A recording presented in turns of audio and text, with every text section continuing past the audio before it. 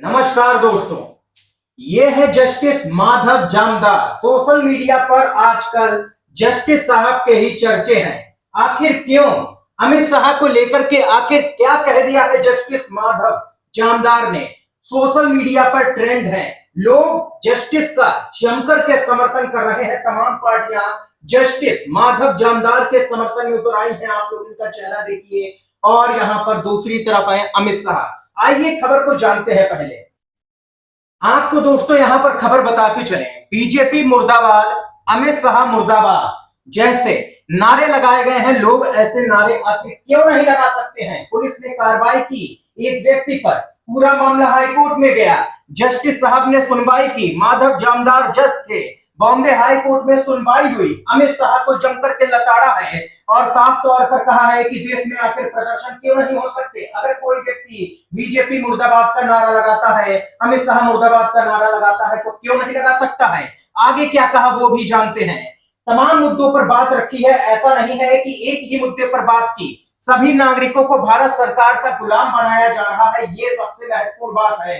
जी हाँ, वे विरोध प्रदर्शन नहीं कर सकते, आंदोलन नहीं कर सकते। देश में आखिर मजाक बना करके रख दिया है। ये कड़ी टिप्पणी जज साहब ने की है। आगे देख सकते हैं, पेपर लीक के मुद्दे पर भी बात की है जज ने।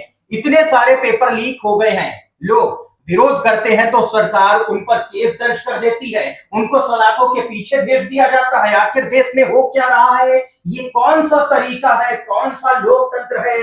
ये कड़े सवाल जज साहब ने खड़े किए हैं, जिसके बाद मोदी सरकार की हो रही है दोस्तों फजीहत।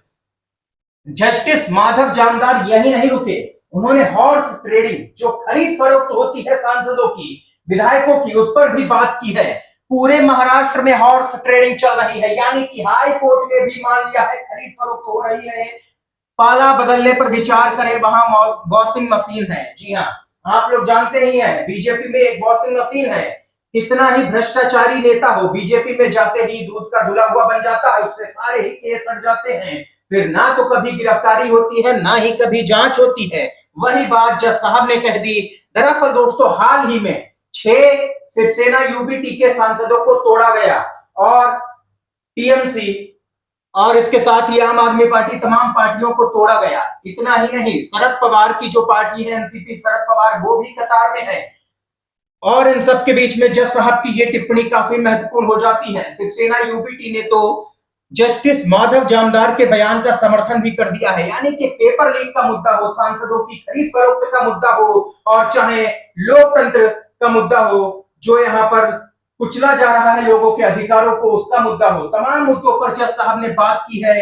काफी सराहना हो रही है जज साहब की, लोग समर्थन कर रहे हैं और लोग पूरी तरह से जज साहब माधव जामदार के समर्थन में खड़े नजर आ रहे हैं। आप लोग भी अगर समर्थन में हैं तो एक प्यार भरा लाइक वीडियो को करके कमेंट बॉक्स में इस खबर को लेकर के अपनी राय जरूर ही लिखिएगा कि आप लोग जस्टिस माधव जामदार के समर्थन में हैं या नहीं। अगर आप लोग ये वीडियो YouTube पर देख रहे हैं तो हमारे चैनल को सब्सक्राइब कर सकते हैं, और अगर ये वीडियो आप लोग Facebook पर देख रहे हैं तो हमारे पेज को आप लोग फॉलो भी कर सकते हैं। आप सभी का धन्यवाद।